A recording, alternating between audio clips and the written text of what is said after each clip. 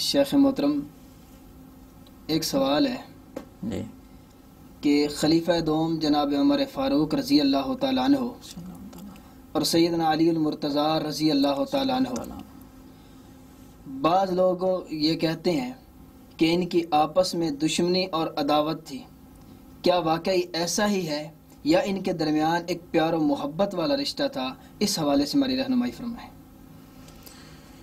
جی مدثر بھائی، جو بات جہاں تک تعلق ہے ان کی عداوت اور دشمنی کا، یہ تو سراسر بے بنیاد بات ہے، جھوٹی بات ہے، بلکہ مراد رسول اور دماد رسول پر یہ الزام ہے، یعنی سیدنا عمر بن خطاب اور سیدنا علی المرتضیٰ شیر خدا رضی اللہ عنہ، ان کا تو آپس میں پیار اور محبت کی بے شمار دلیلیں ملتی ہیں۔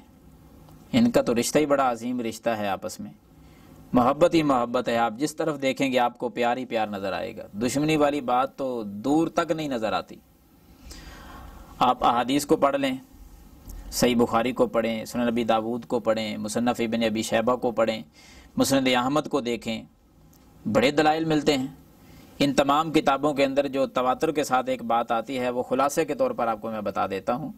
سیدنا علی رضی اللہ تعالیٰ عنہ کہا کرتے تھے کہ اے لوگو، یاد رکھو یہ بات کہ رب کی زمین پر اللہ کے نبی کے بعد اگر امت محمدیہ میں سے کسی کا مقام ہے تو وہ صدیق رضی اللہ تعالیٰ عنہ کا ہے۔ اور پھر فرماتے تھے کہ سیدنا ابو بکر صدیق رضی اللہ عنہ کے بعد سب سے افضل ترین شخصیت وہ عمر فاروق رضی اللہ تعالیٰ عنہ کی شخصیت ہے۔ یہ محبت تھی تو تبھی دوسرے نمبر پہ نام لیا، اگر عداوت اور دشمنی ہوتی تو دوسرے نمبر پر امت محمدیہ کا بہترین انسان تو نہ عمر کو قرار دیا جاتا رضی اللہ عنہ۔ اسی طرح صحیح بخاری میں واقعہ موجود ہے، سنن نسائی میں بھی آتا ہے، شیعہ کی اور بہت ساری کتابوں میں یہ بات موجود ہے کہ سیدنا عمر بن خطاب رضی اللہ تعالیٰ عنہ نے سیدنا علی رضی اللہ تعالیٰ عنہ سے ان کی بیٹی کا رشتہ طلب کیا، جن کا نام ام کلثوم کتابوں میں آتا ہے، حدیث میں آتا ہے۔ تو جو سیدہ فاطمہ رضی اللہ تعالیٰ عنہا کے بطن پاک سے پیدا ہوئی تھی، ام کلثوم، ان کا رشتہ طلب کیا سیدنا عمر بن خطاب رضی اللہ عنہ نے اپنے لیے۔ تو سیدنا علی رضی اللہ تعالیٰ عنہ نے رشتے کا اظہار بھی کر دیا، اقرار بھی کیا، نکاح بھی کروا دیا۔ محبت تھی تو بیٹی کا رشتہ دیا نا عمر بن خطاب رضی اللہ عنہ کو، اگر محبت نہ ہوتی، دشمنی ہوتی تو بیٹی کا رشتہ دینا تھا۔ اسی طرح یہ دو واقعات میں نے آپ کے سامنے رکھے ہیں جن سے سیدنا علی رضی اللہ تعالیٰ عنہ کی محبت سیدنا عمر رضی اللہ تعالیٰ عنہ کے ساتھ واضح ہو رہی ہے۔ تیسرا واقعہ نوٹ کریں کہ اس میں سیدنا عمر رضی اللہ تعالیٰ عنہ کی محبت سیدنا علی رضی اللہ تعالیٰ عنہ کے ساتھ واضح ہو رہی ہے۔ جب بیت المقدس کو فتح کرنے کے لیے روانہ ہوئے سیدنا عمر بن خطاب رضی اللہ عنہ، تو مدینے میں ساری ذمہ داری جو ہے وہ کس کے حوالے کر کے گئے تھے؟ وہ سیدنا علی رضی اللہ تعالیٰ عنہ کے حوالے کی تھی ساری ذمہ داری۔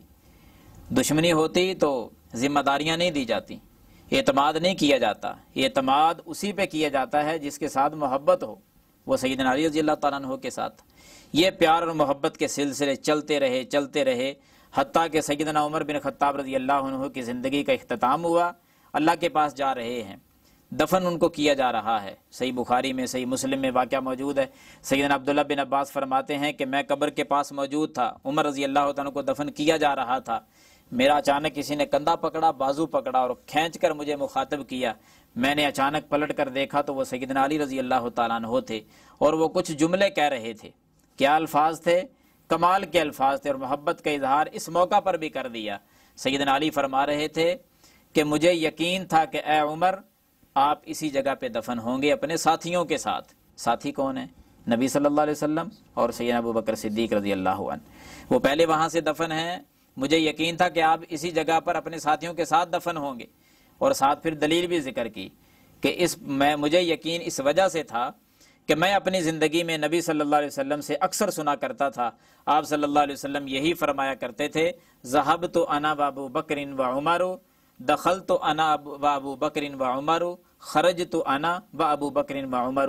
معنی مفہوم یہ ہے کہ میں بھی گیا، ابو بکر اور عمر بھی گئے، میں داخل ہوا، ابو بکر عمر بھی داخل ہوئے، میں نکلا، ابو بکر عمر بھی ساتھ نکلے۔ یعنی جب نبی علیہ السلام نے الفاظ کو استعمال کیے ابو بکر عمر کو ساتھ ایک ہی لفظ میں استعمال کیا، تو سیدنا علی فرماتے ہیں رضی اللہ عنہ کہ اس ترتیب سے مجھے یہ یقین ہو چکا تھا کہ ابو بکر اور نبی صلی اللہ علیہ وسلم ایک جگہ پہ دفن ہیں، انہی کے ساتھ ان کے ساتھی سیدنا عمر رضی اللہ تعالیٰ وہ بھی دفن ہوں گے۔ تو وہ دفن ہوئے اسی جگہ پر۔ آخری موقع پر بھی سیدنا علی رضی اللہ تعالیٰ نے محبت کا اظہار کیا ہے۔